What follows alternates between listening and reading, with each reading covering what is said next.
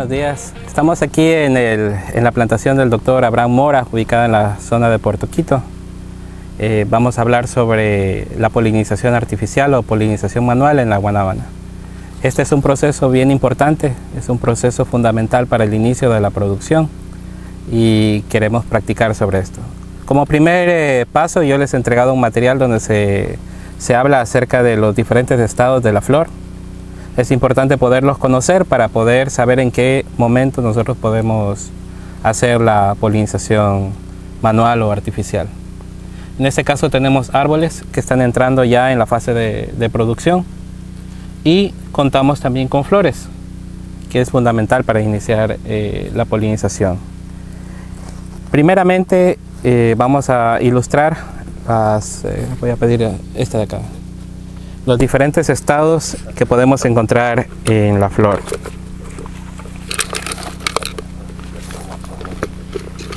El primer estado que nosotros encontramos es el estado de botón. El inicio en realidad de la formación del botón, que es este punto que vemos acá. Los que conocemos un poquito sobre la guanábana podemos diferenciar que hay diferentes tipos de yemas. Hay yemas que son de hojas, que son puntiagudas, y hay yemas que son de frutos, que son yemas redonditas y que tienen generalmente una coloración cafecita. Luego del paso de yema de fruto, el avance de la yema de fruto termina en esto, que es el primer estadio del botón. Aún no tenemos en realidad la flor formada ya en sí, pero ese es el primer estadio. Luego pasamos al estadio número 1 que conocemos, que ya es en sí el botón floral o la flor en sí. Y ese es el primer estadio número 1, donde vemos que tanto los pétalos externos como los pétalos internos se encuentran unidos, completamente unidos. Entonces está todavía como a manera de una cápsula. Este es el punto número 1. Luego pasamos hacia el estadio número 2, que es en este estado, en el cual vemos que ya los pétalos externos se han separado, pero los pétalos internos todavía se encuentran completamente cerrados. Es importante conocer estos estados porque empieza a haber ya un cambio dentro de la flor.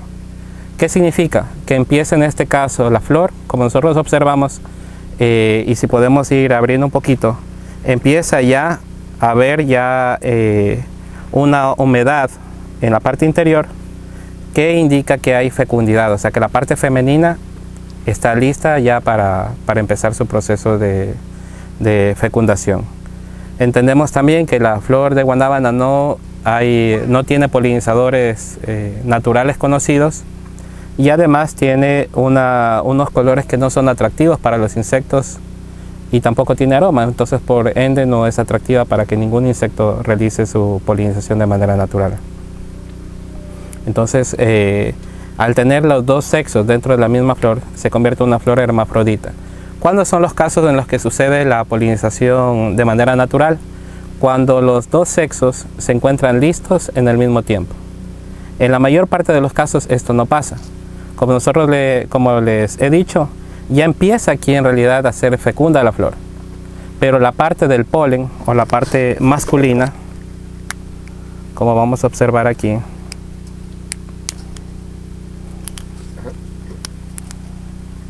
esta es la parte masculina de la flor. Aquí encontramos los estambres que contienen el polen, las anteras que contienen el polen dentro. Y esta es la parte femenina de la flor. Aquí tenemos el gineceo compuesto por sus diferentes estilos y estigmas. Y acá podríamos decir que están los diferentes ovarios, los diferentes óvulos. Entonces no existe aquí el polen liberado. Por ende, la flor no puede ser fecundada. Luego pasamos hacia otra etapa de la flor, en que le conocemos como apertura número 3, en el cual ya vemos que están tanto los pétalos internos como los pétalos externos se encuentran ya separados. Y aquí podemos observar ya una mayor cantidad de esta gomita, que es el indicador de que la flor está fecunda. Entonces la parte femenina está lista para ser polinizada. Pero observamos que la parte masculina, que es alrededor de esta parte interna, todavía se encuentran cerrados los estambres. Entonces no tenemos polen libre. Por ende, si es que la planta pasa este estado y no ha sido liberado el polen, la flor no va a ser fecundada. Entonces podemos observar aquí, hay un gel, una especie de goma que es pegajosa, que indica que está fecunda, pero todavía la parte externa no está dehiscente, o sea, no se han abierto los estambres. Entonces por eso no ocurre la fecundación. Luego pasamos hacia el siguiente estado, que es el estado número 4, en la que existe una total apertura de los pétalos externos y también una apertura de los pétalos internos. En este caso es una flor que está que no está en las mejores condiciones, pero esa podríamos decir que es la flor que está lista para ser cosechada, o en el caso en el campo también está lista para ser polinizada, que vamos a hablar en una segunda parte. Ya. Entonces, por ejemplo, gracias doctor, aquí observamos esta flor que se encuentra en unas mejores condiciones, y esa es la flor que está en estado número 4, el punto en el cual nosotros cosechamos las flores. Ya vamos a hablar acerca de ese punto. Pero nosotros vemos que está el gel o gomita aquí en el centro. Vemos este gel o gomita, no sé si lo pueden pasar viendo. Hay un gel ahí, que indica que la parte femenina está lista, pero todavía los estambres no están abiertos, entonces no hay polen. Y al no haber polen no se poliniza. Ahora vamos a pasar específicamente hacia el tema en sí, después de conocer estos puntos de la flor que son importantes. ¿Cómo realizamos la polinización? Primeramente, nosotros tenemos algunos materiales que vamos a utilizar. Voy a pedir a Angelita que nos pase el pincel también. Tenemos algunos materiales con los que vamos a utilizar. Tenemos un pincel de cerdas finas. Tenemos un recipiente donde nosotros podemos almacenar las flores que cosechamos en el día, que en fines prácticos también puede ser de esta manera. Como vemos aquí, las señoras polinizadoras están cosechando estas flores y ellas tienen este recipiente para llevarlo hasta un lugar protegido donde las van a mantener hasta el siguiente día, que ya vamos a explicar sobre ese tema. Tenemos también otro recipiente pequeño que, como se puede observar aquí, contiene los estambres. Están los estambres y obviamente está el polen ya liberado.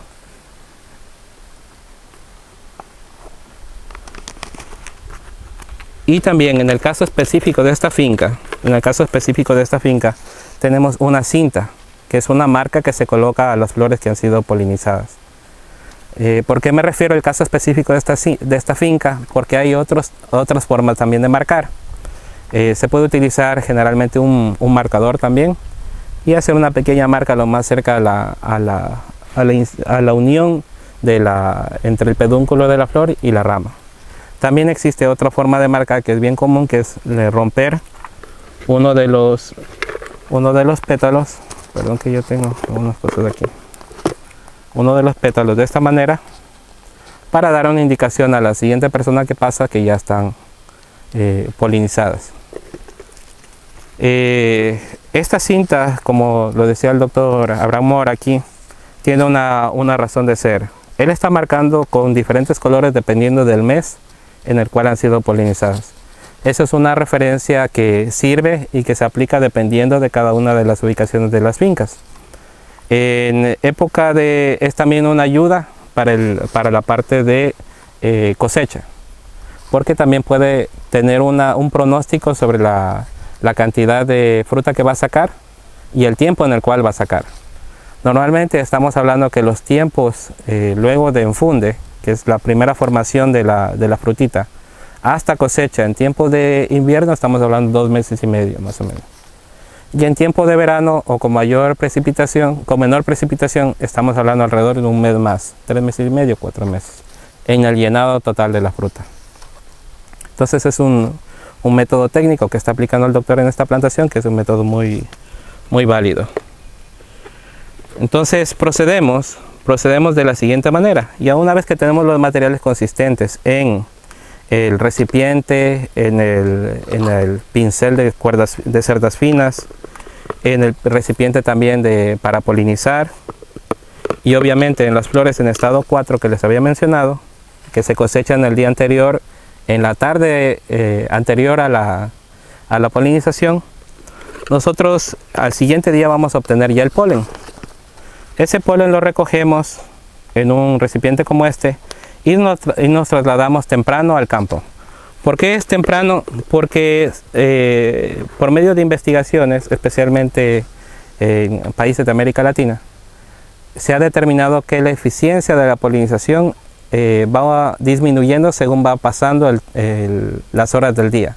Mejor dicho, mientras la humedad relativa o la humedad del medio ambiente va bajando, la eficiencia de la polinización artificial va disminuyendo. Es por eso que es mucho más eficiente en horas de la mañana. Para temas de estadística, porque tenemos que llevar un registro, se establece de que tenemos un promedio de alrededor del 70% de eficiencia de la polinización artificial. Hay fincas que son mucho más eficientes, que pueden superar incluso el 90%. Pero para temas estadísticos nosotros siempre ponemos 70%. Para temas de diseño de proyectos, nosotros establecemos de eficiencia de polinización artificial, o sea, la cantidad de flores que una persona poliniza versus la cantidad de frutos que nosotros obtenemos, alrededor del 50%. Siempre tenemos ese margen que podemos nosotros programar para no tener errores en nuestro diseño de proyecto. Normalmente estamos hablando de que dependiendo de la finca, dependiendo de las condiciones, podríamos obtener una flor, o sea, de cada flor podríamos llegar a polinizar 25 flores. Ahora, también tenemos unos estimativos sobre la cantidad de flores polinizadas que les vamos a dar posteriormente luego de hacer la práctica. Entonces, vamos a proceder a la polinización artificial. Identificamos una flor que se encuentre tanto en estado 3 como en estado 4, que son estas flores. No sé si se pueden acercar. Entonces vamos a observar que en el estado 3, en el estado 4, que está esta, que es la máxima apertura, tenemos aquí la gomita, la cual va a ser el lugar donde nosotros vamos a adherir el polen que tenemos acá. También en el estado 3, que es un estado similar pero un poco menos abierto, que es este de aquí. En este estado 3 también nosotros tenemos aquí la gomita. Entonces tanto en estado 3 como en estado 4 se pueden polinizar. Entonces voy a pedir a Jessica que me sostenga. Y aquí vemos el polen, los estambres junto con el polen.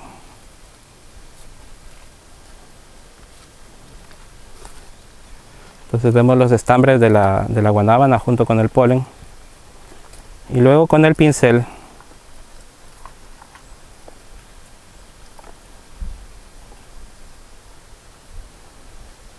nosotros impregnamos el pincel con el polen. Debemos tener cuidado de mantener esto cubierto, porque al ser células vivas pueden ser dañadas por los rayos ultravioletas.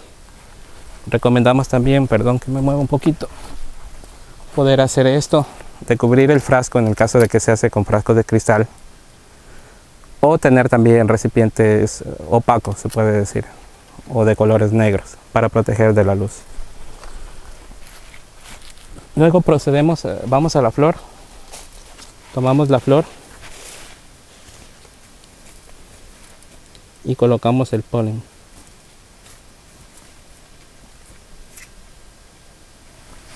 Esta cantidad que hemos puesto es suficiente para la polinización. Como son en miles y cientos de miles, en cada poquito que nosotros vemos hay muchísimas células, masculinas. Eso es suficiente. Y esa humedad que tiene la flor nos va a ayudar a que el polen pueda pasar a fecundar todos los pistilos y llegamos a tener ya la formación de una fruta. Es importante también el poder reconocer o poder llevar una estadística sobre las flores que estamos polinizando. Entonces nosotros acá tenemos una cintita y hay dos formas de hacer como les decía, hay tres formas en realidad de marcar. La una es hacer una marquita que puede ser en el lugar donde se une la flor con la rama, que puede ser con un marcador permanente. La otra es la rotura de uno de los pétalos y la otra es la colocación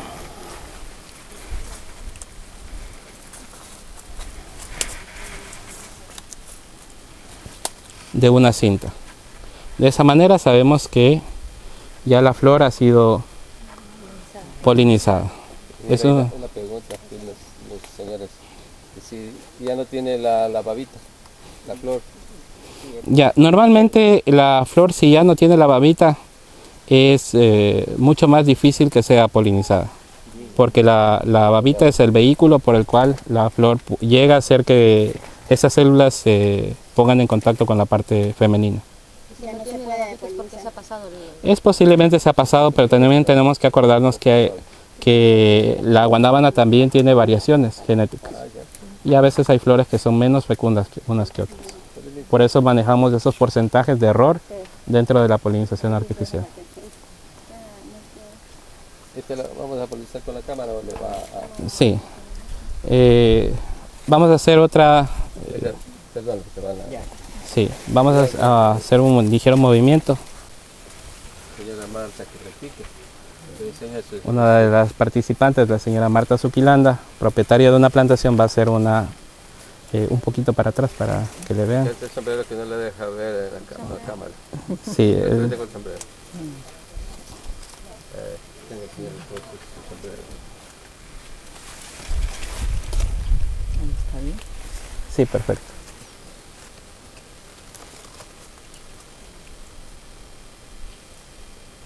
Muy bien, suficiente. Esta flor ya ha quedado polinizada. ¿Una cinta para marcarla, esta flor? La cinta. Daniel, una pregunta. ¿Y con cada pincelada de esas es una flor o alcanza para algunas flores? Puede alcanzar para algunas flores. ¿Cuántas flores más o menos estamos hablando por pincelada? No llevamos en realidad el registro por pincelada porque depende en realidad del tipo de pincel y de la habilidad del polinizador. ¿Ya? Pero por flor nosotros establecemos que una flor nos alcanza para 25 flores. Una flor es... ¿Puede estar untando cada flor una pincelada? Sí, normalmente nosotros tratamos de que sea cubierta la parte de la gomita, ¿Ya? sin raspar. ¿Ya? Hay unas flores que tienen mayor cantidad de gomita y otras que tienen menor cantidad de gomita. Por eso se establece en realidad un promedio en realidad por flores que son polinizadas por una flor, 25 flores. Más nos fijamos en eso que en realidad cuántas... O sea, y bueno, o sea, no es bueno estar pinceleando a cada rato no, por los rayos solares. Sí, no es bueno. Por ejemplo, ahorita ya debemos pasar a taparla ¿Ya? y protegerla. O sea, esa es mi pregunta, o sea, como para que no se contamine el polen, o sea, hago una pincelada y 5 flores, digamos. Ya. En la parte práctica nosotros vamos cogiendo habilidad para que cada vez que nosotros tomamos el polen, ¿Ya? ese polen lo utilicemos para la flor que vamos a polinizar ese rato.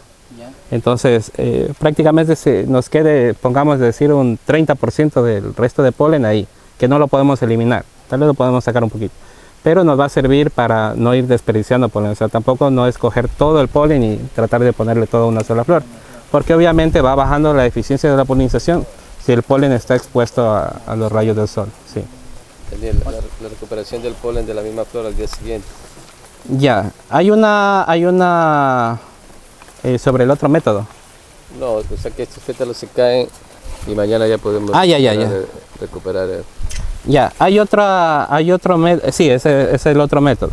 Hay otro método que es común también en nuestras fincas y que tiene un promedio de eficiencia un poquito inferior que decir el polen puro. ¿Por qué es un poquito inferior? Porque nosotros hacemos la recolección del polen a la caída de los pétalos. van cayendo los pétalos, entonces al siguiente día, por ejemplo, nosotros podemos reaprovechar esta flor. Al siguiente día, ¿qué va a pasar? Nosotros estábamos en el estado número 4. El estado número 4 es el estado máximo de apertura. Pero luego del estado número 4 va a haber un estado número 5. Y el estado número 5 es la caída de las estructuras florales. Van a caerse los pétalos externos y los pétalos internos y se produce la dehiscencia natural de la flor. Ya naturalmente libera el polen.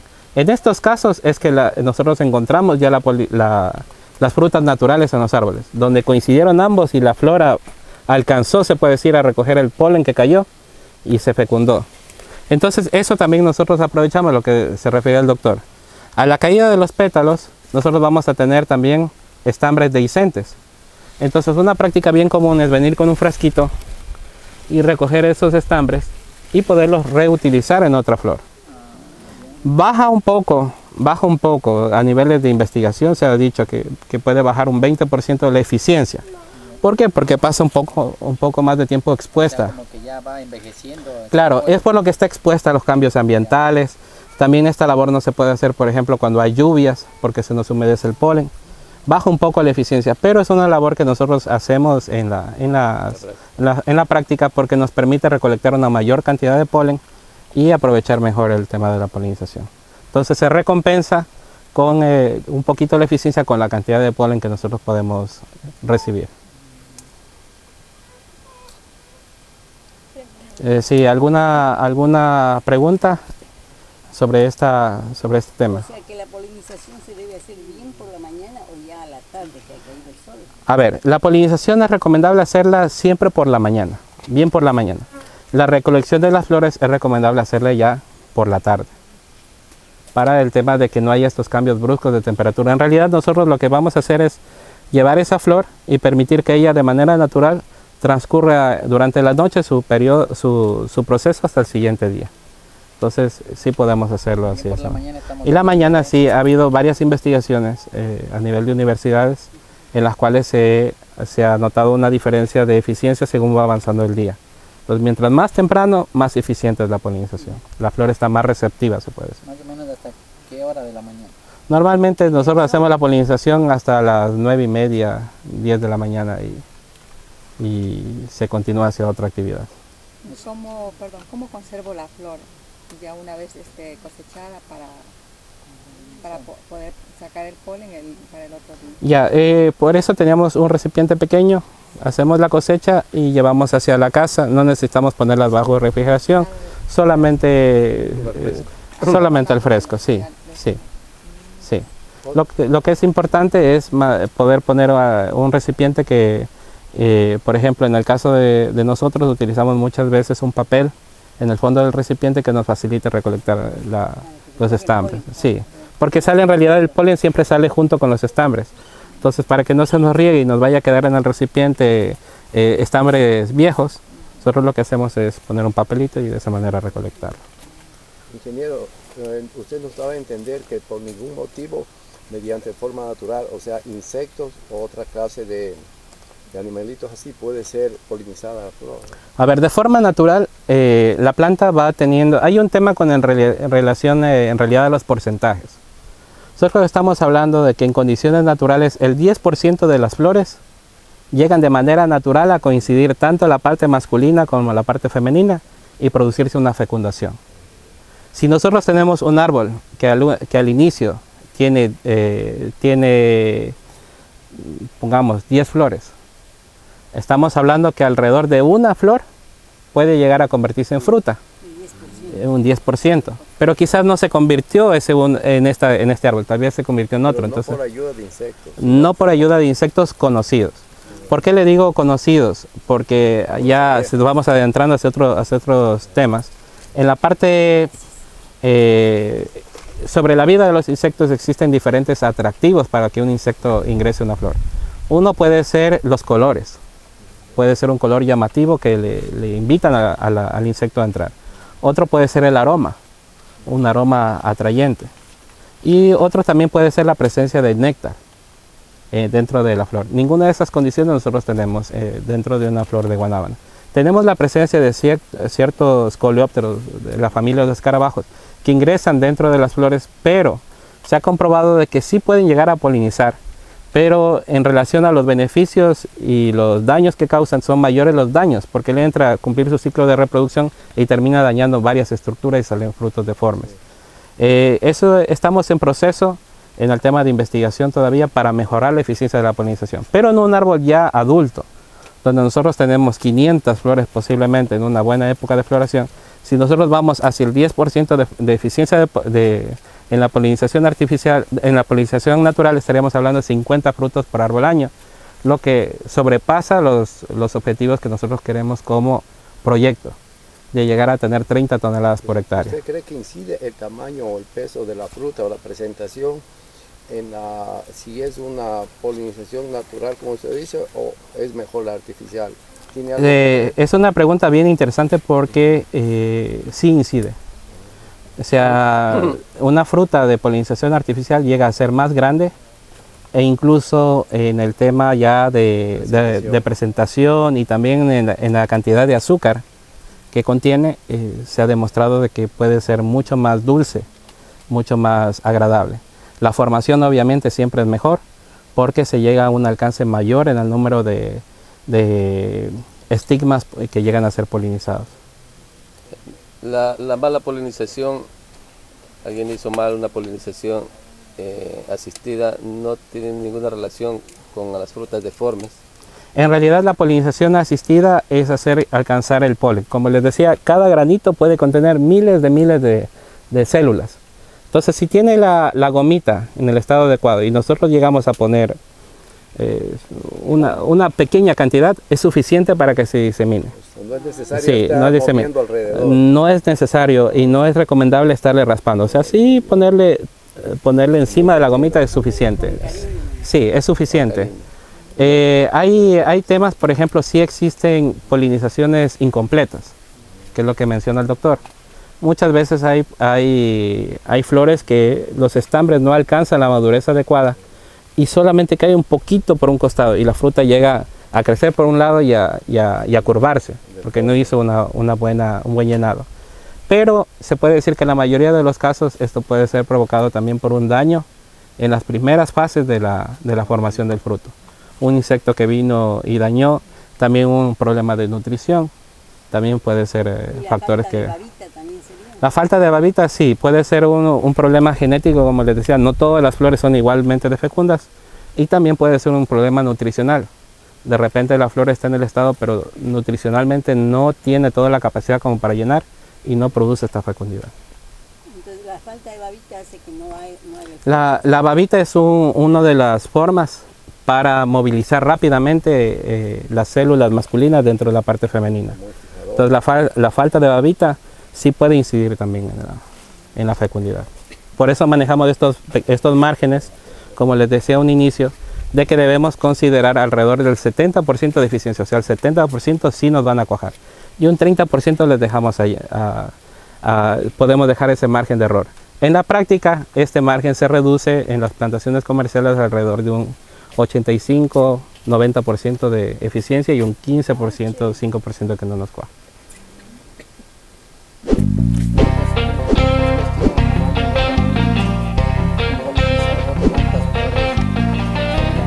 Ya, nosotros tenemos, depende bastante, y me gusta siempre ser claro en este tema, depende bastante del tipo de árbol, del tipo de manejo que se le dé. Por ejemplo, nosotros aquí observamos una plantación que se encuentra de tamaño pequeño, pero que es una plantación que ha sido renovada. O sea, ha habido una poda y el árbol se ha renovado, es un árbol nuevo, se puede decir, con ramas nuevas. Va a haber cierta dificultad en cuanto a los